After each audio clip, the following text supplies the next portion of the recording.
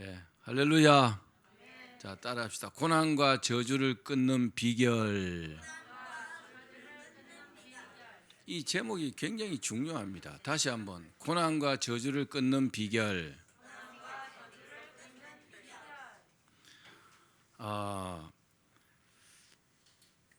사랑하는 여러분, 하나님께서 우리를 사랑하시지요. 사랑하시기 때문에 축복하십니다. 그렇죠? 하나님께서 축복하시면 어떤 일이 일어날까요? 하나님께서 축복하시면 우리가 하는 일이 잘 됩니다. 그래서 우리가 복 받는다 그러잖아요. 그런데 왜 이런 의무를 안 가집니까? 하나님께서 축복하시는데 왜 그 축복이 쭉 이어지지 못할까요? 일이 잘 되는 것 같은데 어느 순간에 보면 또 잘 안 돼요. 그죠? 어느 순간 잘 안 돼갖고 망할 것 같은데 또 갑자기 또 확 이렇게 회복이 돼요. 그런 생각을 안 해보십니까? 저는 이 설교를 준비하면서요, 정말 이 부분에 대해서 연구를 많이 하고 고심도 많이 해봤어요. 왜 그럴까? 여러분 오늘 거기에 초점을 맞추시고 말씀 들으시고 그리고 은혜를 받으시기를 바랍니다. 또 왜 우리에게 고난과 저주가 끊이지 않을까요? 고난이 끊어지지 않는다 하면 여러분 동의하시겠죠? 그럼 저주라는 말을 쓰면 어떤 사람은 동의하지 못합니다. 하나님께서 우리를 저주하신다고요? 저주하십니다. 자, 보십시오. 아담이 에덴 동산에서 범죄했을 때 하나님의 저주가 임했습니다. 그렇죠? 그래서 수고하고 땀을 흘려야 먹고 살 수 있도록 됐어요. 죽지 않아도 되는데 죽어야 돼요. 저주입니다. 그럼 지금은 저주가 어떻게 임할까요? 하나님의 저주란 단어를 정말 쓰기 싫습니다. 그런데 사실이니까. 왜 저주가 임할까요? 하나님을 배신하면은 하나님께서 저주하십니다. 아멘. 사실입니다. 정말 이 저주라는 표현을 안 쓰고 싶지만 그게 원리적으로 그렇다고요. 내가 하나님을 배신하잖아요. 하나님 싫어하시는 일을 하게 되잖아요. 그럼 하나님께서는요, 룰을 그렇게 만들어 놨어요. 하나님을 배신하는 자들은 하나님께서 징계하시게 돼 있다고요. 그런 사실을 잘 아셔야 합니다. 자, 우리가 당하는 고난은 고난의 이유는요 아주 다양할 겁니다. 왜 내게 고난이 임하는가? 뭐 죄의 문제가 있을 수도 있고 하나님 말씀에 순종하지 않기 때문에 그런 것도 있을 것이고 여러 가지가 있겠죠. 그런데 분명한 것은 우리에게 임하는 그 하나님의 저주는 하나님을 배신했기 때문에 일어나는 거라는 사실입니다. 그렇기 때문에 이런 현상의 가장 큰 이유를 우리가 어디서 찾아야 되느냐? 고난과 저주가 끊어지려면 어디에서 찾아야 될까요? 우리 신앙에서 찾아야 됩니다. 아멘. 다시 한번 따라합시다. 우리의 신앙에서 찾아야 한다. 이 사실을 명심하십시오. 내게 고난과 저주가 끊어지지 않고 자꾸 어려움이 있고 이게 힘든 일이 끊어지지 않는 것은요, 내 믿음의 문제라는 거죠. 내가 믿음의 문제고 내가 하나님 앞에 어떻게 잘못하기 때문에 그런 일이 일어난다는 사실입니다. 자, 제 말이 아니라 구체적인 성경의 예를 한번 보겠습니다. 사사기 1장에 보니까 이스라엘 백성들이요 파죽지세로 가나안 땅을 점령해 들어갔습니다. 그러다가 거의 다 점령했는데 그만 여호수아가 죽어버렸어요. 여호수아가 110살에 죽었습니다. 여호수아가 딱 죽고 나니까 지도자가 딱 사라지니까 이스라엘 백성들이요 좀 하나님을 섬기는 것도 그렇고 행동하는 것들이요 많이 좀 희미해졌습니다. 믿음이. 그러니까 많이 어려움이 임하게 됐어요. 자, 여호수아가 죽으니까 땅을 점령하는 것을 어떻게 해요? 각 지파에게 그냥 이렇게 위임을 했습니다. 너희들이 알아서 너희 남은 땅들을 점령을 해라. 이렇게 됐단 말입니다. 그런데 얼마 남지 않은 그 가나안 땅을 점령하면서 그 땅 점령을 제대로 하지 못한 겁니다. 무슨 말씀입니까? 하나님의 말씀대로 정복 전쟁을 마무리해야 됨에도 불구하고 그렇게 하지 못한 겁니다. 그렇게 하지 못한 가장 큰 문제, 가장 큰 실수가 있습니다. 그게 뭐냐? 하나님께서 뭐라고 했어요? 가나안 족속들을 다 죽여라, 다 쫓아내라, 그렇게 말씀했어요. 그런데 이들은요, 그렇게 하지 않았다는 겁니다. 그렇게 못한 것이 아니라 그렇게 안 한 겁니다. 자, 여기서 가나안 족속을 영적으로 보면 뭘까요? 내 신앙을 방해하는 요소입니다. 여러분, 우리에게요, 신앙을 방해하는 요소가 있으면 잘라야 합니다. 칼로 무 자르듯이 탁 잘라갖고 탁 버려야 돼요. 그런데 그렇게 못한 겁니다. 이스라엘 백성들이요. 여러 가지 이유를 들어서. 아직은요, 왜 그랬느냐? 하나님께서 왜 이방인들을 쫓아내고 그를 죽이라고 했는지 아십니까? 그들도 사람인데. 어떤 사람들은 이 부분에 이해를 못합니다. 제가 해답을 가르쳐 드릴게요. 자, 하나님께서 왜 그렇게 하라고 하셨느냐 하면은 이방인들이 누굽니까? 하나님의 백성들이 아니잖아요. 이스라엘 백성들은 하나님을 믿습니다. 그런데 이방인들은 하나님을 믿지 않아요.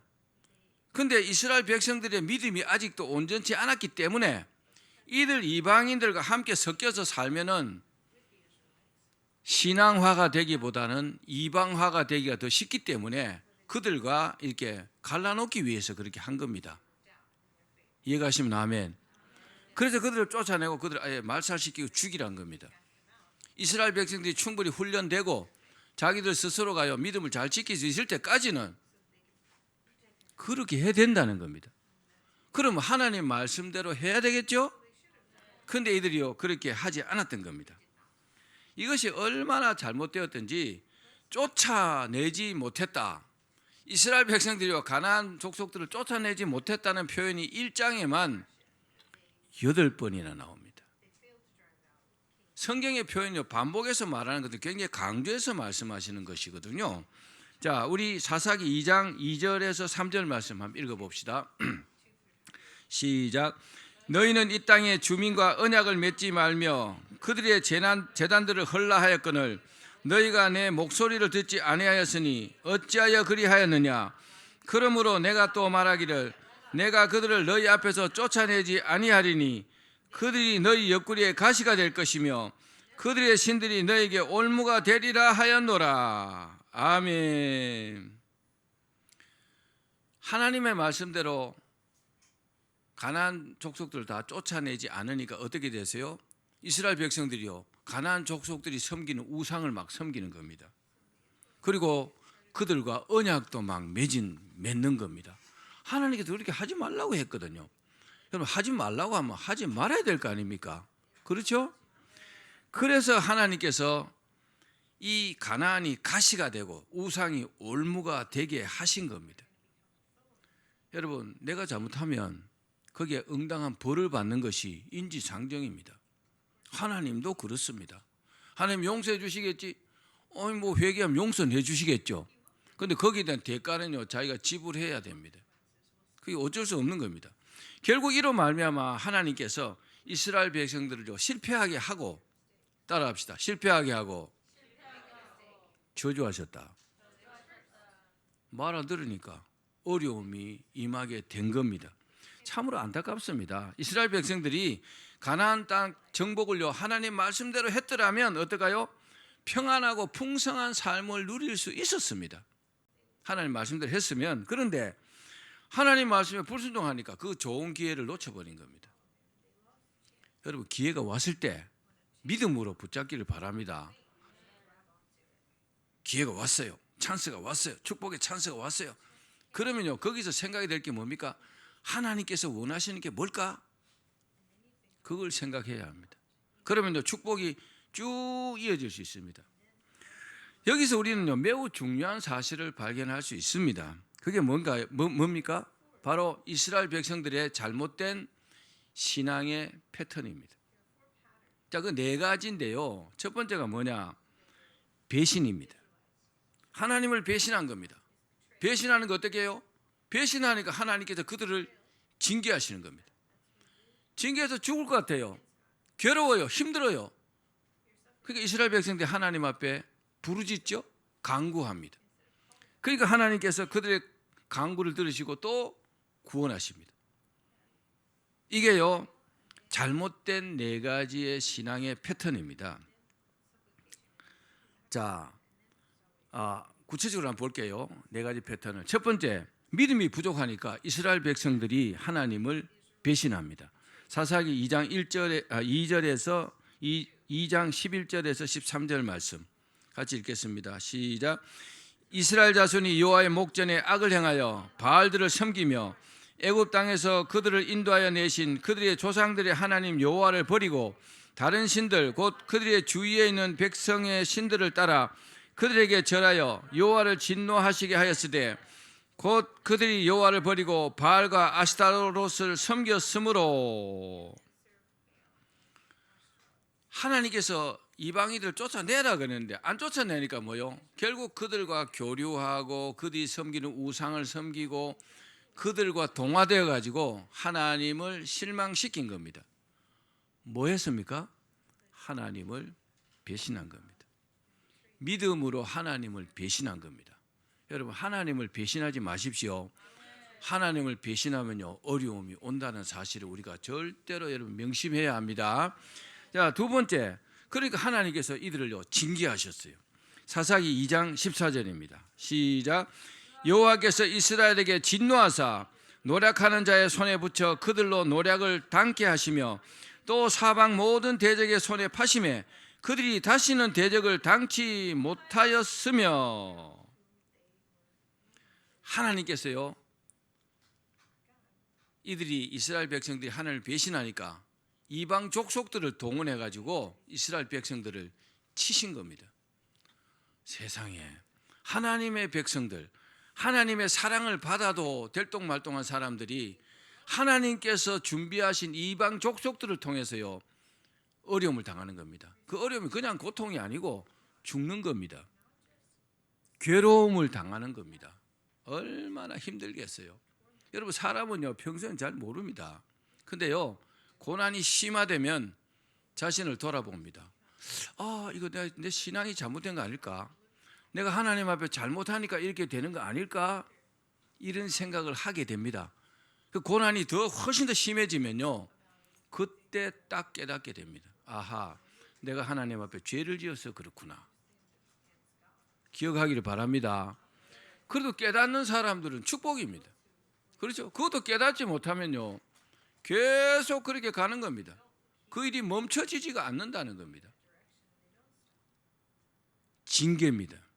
첫 번째 뭐요? 하나님 배신하니까 하나님께서 이들을요 징계하셨어요. 세 번째는 뭘까요? 이제 이들이 하나님께 부르짖습니다. 사사기 3장 9절입니다. 시작. 이스라엘 자손이 여호와께 부르짖으매 여호와께서 그들을 위하여 한 구원자를 세워 구원하게 하시니. 우리가 어려움이 올 수는 있죠. 그때 하나님께 회개하고 부르짖어야 합니다. 이 과정을 거치지 않으면 하나님께서 회복시켜 주지 않는다는 사실을 아셔야 합니다. 이스라엘 백성들이 막 고통이 심해지고 막 사람들이 죽고 괴롭게 하니까 이방인들이 하나님께 뭐 했어요? 부르짖었어요. 하나님, 우리 살려주십시오. 간구했어요. 도와주십시오. 여러분, 어려움이 오면 회개하고 간구하십시오. 간절히 구하면 하나님께서 반드시 들어주십니다. 네 번째, 구원입니다. 자, 하나님께서 불쌍히 여겨가지고 저들을 이제 구원해 주십니다. 사사기 2장 16절입니다. 시작. 여호와께서 사사를 세우사 노략하는 자의 손에서 그들을 건져내게 하셨으니, 예. 하나님께서 사사를 세우셔가지고 막 고통받는 이스라엘 백성들을요 구해 주신 겁니다. 자, 구원하는 방법은 뭡니까? 사사를 세우신 거죠. 사사 한 사람 세워가지고 이들에게 능력을 주셔가지고 이스라엘 백성들을 구원했습니다. 이스라엘은 여호수아 이후에 사사 시대입니다. 약 410년 정도, 410년 동안 13사사를 세웠어요. 거기 삼손도 포함되잖아요. 13사사를 세워가지고 13명의 사사를 세워가지고 이들이요 회개하고 하나님 앞에 간구할 때마다 은혜를 베푸셔갖고 그들을 세워서 그들을 구원해 주셨어요. 무려 400년 동안 뭘 했다고요? 이 네 가지 잘못된 신앙의 패턴이 계속 반복된 겁니다. 하나님을 배신하니까 하나님께서 징계하셨어요. 징계하시니까 못 살겠거든요. 막 살려주십시오 간구했어요. 그러니까 하나님께서 또 그 기도를 들으시고 또 구원해 주셨습니다. 우리가 알아야 될 중요한 사실은 이 사사기예요. 이 네 가지 신앙의 패턴이 반복이 되는데, 그럼 우리는요? 우리는 어떨까요? 우리 자신들 한번 생각해 봤어요? 자기 자신을? 내가 하는 일이 쭉 잘 되면 좋겠는데 쭉 잘 되는 것 같다가 갑자기 어떤 어려운 일이 생겨요. 고난이 닥칩니다. 그럼 여러분은 어떻게 처신합니까? 생각해 보십시오. 자, 이스라엘의 잘못을 지적하는 하나님의 말씀이요 계속 이어집니다. 지금 이번에는 여러 성경구지 여러 개가 있는데, 자, 사사기 3장 12절부터 한번 읽어봅시다. 여기에 중요한 지적하는 표현이 또, 다시 이런 표현입니다. 자, 3장 12절 시작. 이스라엘 자손이 또 여호와의 목전에 악을 행하니라. 사사기 4장 1절 에훗의 죽음 후에 이스라엘 자손이 또 여호와의 목전에 악을 행하며. 사사기 6장 1절 이스라엘 자손이 또 여호와의 목전에 악을 행하였으므로. 사사기 10장 6절 이스라엘 자손이 다시 여호와의 목전에 악을 행하여. 13장 1절 이스라엘 자손이 다시 여호와의 목전에 악을 행하였으므로. 또 다시. 한 번 실수는 병가지 상사다 이런 말이 있잖아요. 그죠? 그런데 두 번, 세 번 반복하는 건 실수가 아닙니다. 잘못된 거죠. 그 사람의 신앙이 잘못된 겁니다. 그 사람의 마음가짐이 잘못된 겁니다. 그래서 하나님 눈앞에서요 계속 반복해서 잘못을 행했다고 하나님께서 우리가 딱 지적을 하잖아요. 또 그러네. 또 다시. 그래서 이 사이클이요 계속 반복되는 겁니다. 하나님을 배신하고 하나님 징계하니까 또 하나님께 부르짖고, 그러니까 하나님 또 구원해 주시고, 계속 이게 돌아가는 겁니다. 이 사이클이요.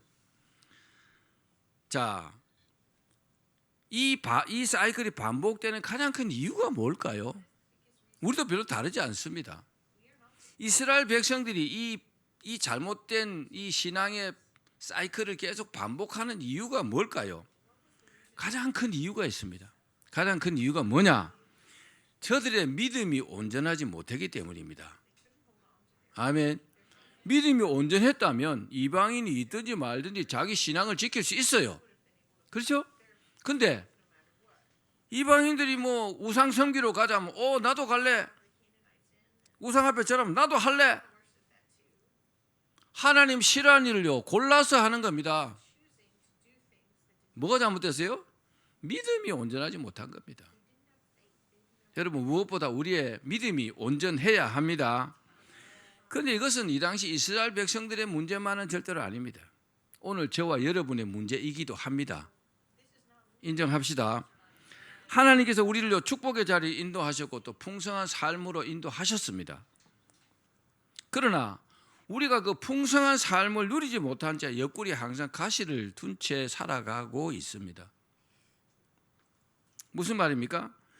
믿음이 온전하지 못하니까 하나님의 말씀을 전적으로 믿지 못하고 내가 믿을 만한 거 믿고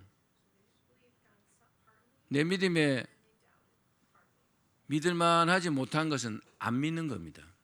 그래서 믿음 반 불신 반 적당하게 이렇게 신앙생활 하는 겁니다. 이 의심과 불신이 올무가 되어가지고 하나님을 실망시킵니다. 여러분, 하나님은요 오래 기다리시긴 합니다. 근데 우리가 알아야 될 것은 끝까지 기다리지는 않습니다. 하나님은 오래 참으시거든요. 근데 끝까지 참지는 않는다 그랬어요. 참지 못하면요 하나님은 노엽게 만드는 겁니다. 노엽게 만들기 때문에 우리의 삶이 그때부터 이제 막 어려워지는 겁니다. 그때라도 여러분 깨달아야 합니다. 그러면 이스라엘 백성들이 이렇게 된 가장 근본적인 문제가 뭘까요? 왜 이렇게 됐을까요? 이스라엘 백성들이요, 하나님께서 징계를 하시면 회개하고 간구는 했습니다. 하나님 살려주십시오, 잘못했습니다, 용서해 주십시오 하긴 했는데 저들의 신앙이요 온전히 변화되지 않았기 때문입니다. 여러분, 기회가 왔을 때 신앙이 온전히 변화되어야 합니다. 아파트를 예로 들어볼까요? 아파트가 오래되면요, 아파트 낡아지죠, 그죠? 그래서 여기저기 훼손되고 막 고장이 납니다. 그래서 수리하기도 하죠. 근데 수리하는 건 한계가 있습니다. 그래서 어떻게 합니까? 재건축합니다. 확 밀어버리고 다시 짓습니다. 그럼 깔끔합니다. 근데 사람은 재건축할 수 없잖아요. 죽여버리고 다시 태어나게 할 수 없잖아요. 그죠? 물에 푹 빠져버리고 한 10분쯤 있다 건지면 저 세상 갈 거 아닙니까? 다시 태어나게 할 수 있으면 그럼 좋은데 안 되잖아요. 그래서 아파트도 재건축할 수 없는 건 어떻게 합니까? 리모델링 하잖아요. 그렇죠? 자, 그렇습니다. 가장 좋은 방법이 뭐냐? 우리의 신앙을요 리모델링 하는 겁니다. 우리가 살아있긴 살아있어야 되기 때문에 죽일 수 없잖아요. 죽을 수 없잖아요. 그죠? 살아있으면서 할 수 있는 가장 좋은 방법이 뭡니까? 리모델링입니다. 우리 신앙을 리모델링 해야 합니다. 우리의 신앙이요 타성에 젖으면 아주 구태의연해집니다. 남들 다 그렇게 하던데 뭐 내가 그렇게 해도 뭐 아무 일도 없던데 뭐 이렇게 생각합니다. 그게 구태의연입니다. 구태의연해지면요 신앙이 형식적이 됩니다. 근데 형식적으로 예배드립니다. 형식적으로 찬양하고 형식적으로 신앙생활을 합니다. 그러면요 예배나 기도가 진정성이 떨어져요. 내 마음이 하나님께 가지 않습니다. 하나님도 받지 않습니다. 그러면요 간절함이 떨어지게 되고 결국 하나님께서 기뻐하지 않는다는 겁니다. 여러분, 하나님 살아계시지 않고 천국과 지옥 없다면 여러분 교회 뭐하러 옵니까? 하나님 살아계시고 천국과 지옥이 있다고 믿고 오시는 거 아닙니까? 맞습니까? 그렇다면 하나님께도 하라는 대로 해야 되지 않겠습니까? 하나님은 그렇게 말씀하셔도 나는 뭐 형편이 안 돼, 안 합니다. 결국 어려움이 옵니다. 기억하시기를 바랍니다. 그래서 우리의 신앙을요 새롭게 리모델링 해야 하는 것입니다. 신앙이요 리모델링이 되면 말씀과 기도를 회복하고 은혜가 회복되는 것입니다. 실제로 교회당은요 환경이 좀 열악해도 됩니다. 그죠? 막 그렇게 막 삐까번쩍 막 넓고 크고 좋지 않아도 됩니다. 중요한 게 뭡니까? 그 안에 성령의 감동이 있어야 합니다. 또 하나님의 임재가 있고 하나님의 그 은혜가 있어야 합니다. 그게 가장 중요한 것입니다. 이 사실을 깨달은 사람들은 이 신앙의 회복을 위해서요 목숨을 걸기도 했습니다. 정말 여러분 그런 각오를 한번 신앙생활 해보십시오. 그럼 하나님께서 우리를 대하는 그 축복이 달라질 것입니다. 그러면 신앙의 리모델링을 어떻게 하면 될까요? 어떻게 리모델링을 할 수 있을까요? 건물의 리모델링을 잘하려면 누가 해야 됩니까? 내가 해야 됩니까? 전문가가 해야 되죠. 그죠? 전문가가 하면 훨씬 잘합니다. 많이 해봤기 때문에. 그렇듯이 신앙의 리모델링도 전문가가 있습니다. 자, 오늘 본문에서 그분을 소개하고 있습니다. 읽어봅시다. 디도서 3장 5절 시작. 우리를 구원하시되 우리가 행한 바 의로운 행위로 말미암지 아니하고 오직 그의 긍휼하심을 따라 중생의 씻음과 성령의 새롭게 하심으로 하셨나니. 우리 신앙의 리모델링의 전문가 누구라고요? 성령님이시라는 거죠. 성령께서 진실로 회개하는 자들에게 죄를요 깨끗이 씻어주고 그리고 성령으로 새롭게 해 주십니다. 그러면 구체적으로 뭘 새롭게 하실까요? 무엇을 새롭게 하실까요? 두 가지입니다. 첫 번째는 따라합시다. 무엇보다 마음을 새롭게 하신다. 자, 읽어봅시다. 로마서 12장 2절입니다. 시작. 너희는 이 세대를 본받지 말고 오직 마음을 새롭게 함으로 변화를 받아 하나님의 선하시고 기뻐하시고 온전하신 뜻이 무엇인지 분별하도록 하라. 아멘. 오직 뭐요? 마음을 새롭게 하라. 따라합시다. 마음을 새롭게 해야 한다. 마음이 뭡니까? 마음은요, 사람의 생각이나 감정, 기억이 생기거나 자리 잡는 공간을 마음이라 합니다. 사람은요, 마음이 뭐 전부라 해도 과언이 아닙니다. 내 마음이 있는 곳에, 그죠? 뭐 내 몸도 있고 여러 가지가 다 있는 거 아닙니까? 마음은 없고 몸만 가 있으면 빈 껍데기만 가 있을 수 있습니다. 마음이 제일 중요합니다. 이 마음은요, 우리가 결심하는 대로 됩니다. 따라합시다. 결심하는 대로 된다.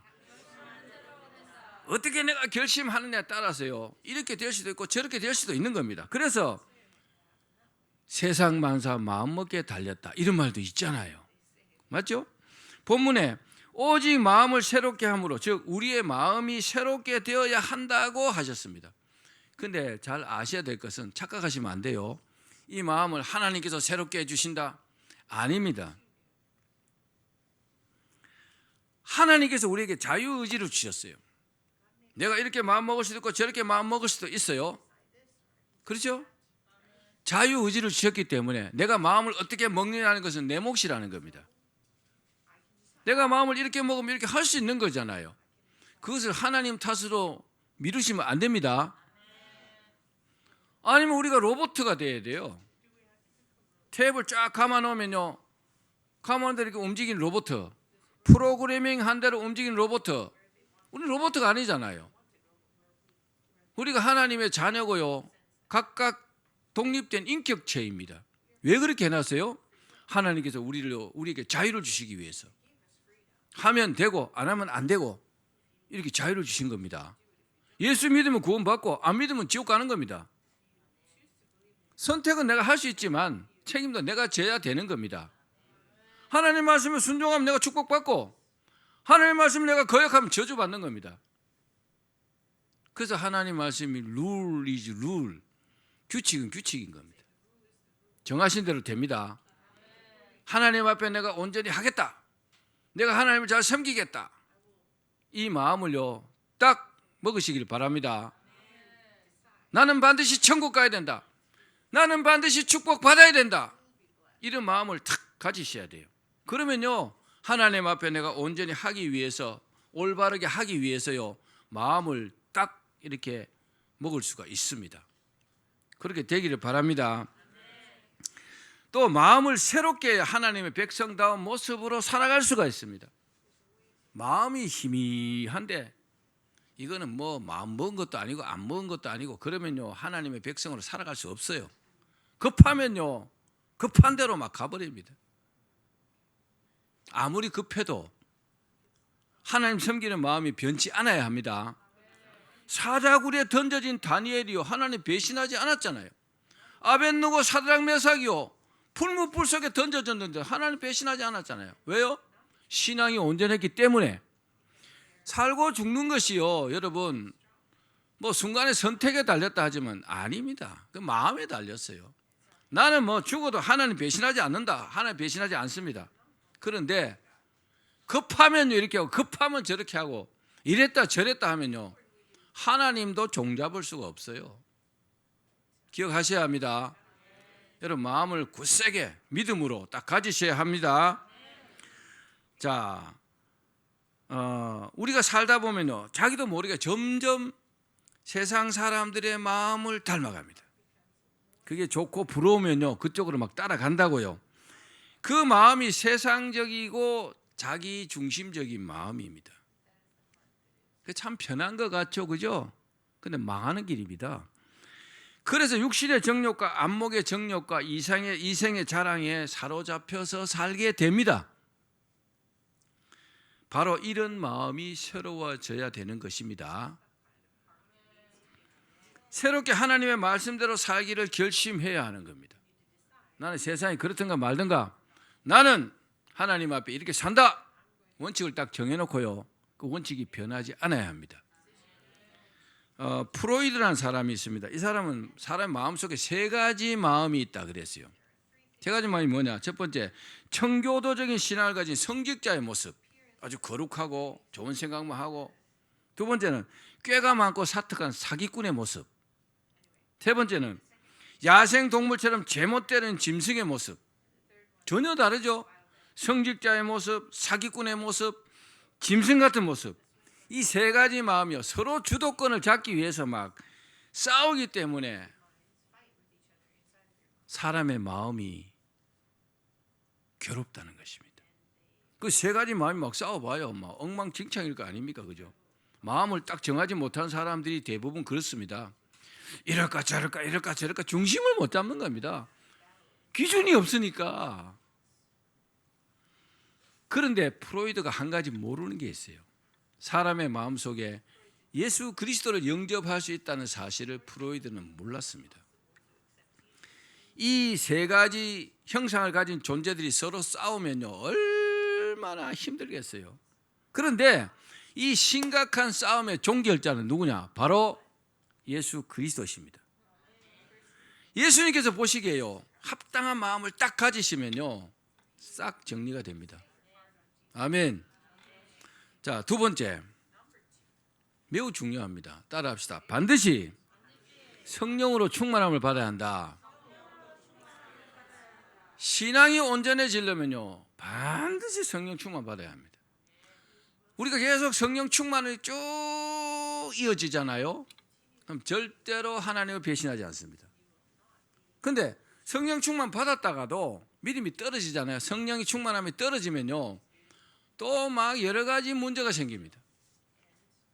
그래서 성령 충만을 받아야 되지만은 성령 충만을 유지해야 합니다. 에베소서 5장 18절 말씀 읽어봅시다. 시작. 술 취하지 말라. 이는 방탕한 것이니 오직 성령으로 충만함을 받으라. 오직 성령으로 충만함을 받으라. 이 말씀은요, 명령형으로 기록되어 있습니다. 받아도 되고 안 받아도 되고 되는 것이 아니고 반드시 받아야 된다는 뜻으로 명령형으로 기록되어 있다고요. 성령 충만을 받으라! 하나님께서요, 강권적으로 이렇게 말씀하고 있다는 사실을 여러분 기억하십시오. 세상 말에 이런 말 있잖아요.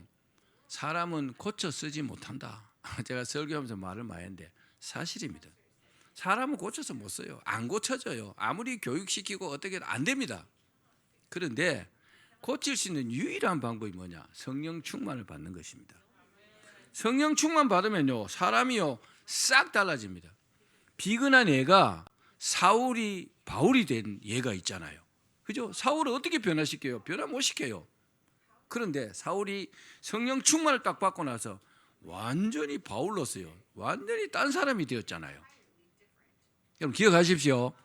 성령 충만 받는 사람들은 정말 최고의 복을 받은 것입니다. 살아있든 죽든 말입니다.